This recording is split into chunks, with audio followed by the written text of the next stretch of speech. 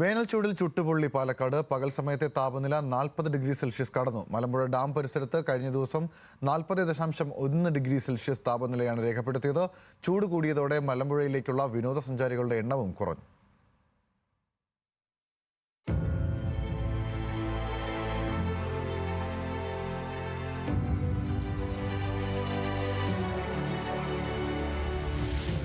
പാലക്കാട് ഇപ്പോൾ തീച്ചുളയിലാണ്. അസഹനീയമായ ചൂടാണ് പകൽ സമയങ്ങളിലും അനുഭവപ്പെടുന്നത്. കഴിഞ്ഞ ദിവസങ്ങളിൽ ജില്ലയിലെ ശരാശരി താപനില 40 ഡിഗ്രി സെൽഷ്യസിന് മുകളിലെത്തി. വരും ദിവസങ്ങളിലും ചൂട് വർദ്ധിക്കുമെന്നാണ് കേന്ദ്ര കാലാവസ്ഥാ വകുപ്പിന്റെ മുന്നറിയിപ്പ്. നല്ല ചൂടാണ്, കഴിഞ്ഞ വർഷത്തിനേക്കാളും വളരെ നല്ല ചൂടാണ്, സഹിക്കാൻ പറ്റുന്നില്ല. നിങ്ങൾക്ക് ഡാം നോക്കി അറിയാം, ഡാമിൽ ഒരു തുള്ളി വെള്ളമില്ല. നമുക്കിനി ഈ ഏകദേശം ജൂൺ മാസങ്ങളിലെ മഴ വരിക. ഈ മഴ വന്ന ശേഷം മാത്രമേ നമുക്ക് കുടിവെള്ളം കിട്ടുള്ളൂ. ഈ ജൂൺ മാസം അതുവരെ കുടിവെള്ളം ഇവിടെ ഉണ്ടോ ഇല്ലയോ നമുക്കറിയില്ല. പക്ഷേ എല്ലാ വർഷവും ഏപ്രിൽ 10 ഒരു വേനൽ മഴ കിട്ടാറുള്ളതാണ് പാലക്കാട് ജില്ല. പാലക്കാട് ജില്ലയിൽ ഇപ്രാവശ്യം വേനൽ മഴ കിട്ടിയിട്ടില്ല. കുടിവെള്ള പ്രശ്നം ഉണ്ടാകുന്ന ഒരു വിഭാഗം പറയുമ്പോൾ കുഴപ്പമില്ല, ഈ കുടിവെള്ളം കൊണ്ട് അഡ്ജസ്റ്റ് ചെയ്യാൻ പറ്റുന്നുള്ളൂ പറഞ്ഞുകൊണ്ടിരിക്കുന്നുണ്ട്. ചൂട് എന്താ പറയുക, അതിൻ്റെ ഏറ്റവും നെറുകയിലെത്തി നിൽക്കുകയാണ്. മലമ്പുഴയിലാണ് 40 ഡിഗ്രിയിലധികം ചൂട് രേഖപ്പെടുത്തിയത്.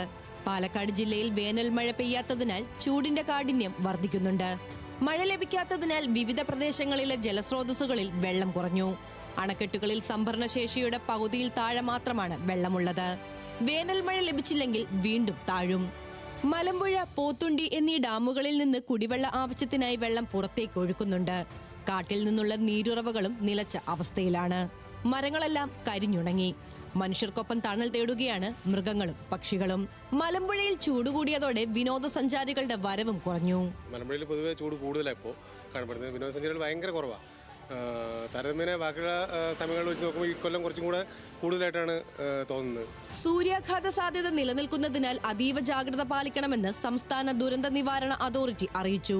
പകൽ 11 മണി മുതൽ 3 മണി വരെ നേരിട്ട് വെയിലേൽക്കുന്നത് ഒഴിവാക്കണം. നിർജ്ജലീകരണം തടയാൻ ധാരാളം വെള്ളം കുടിക്കണമെന്നും അധികൃതർ നിർദ്ദേശിക്കുന്നു. ന്യൂസ് മലയാളം, പാലക്കാട്.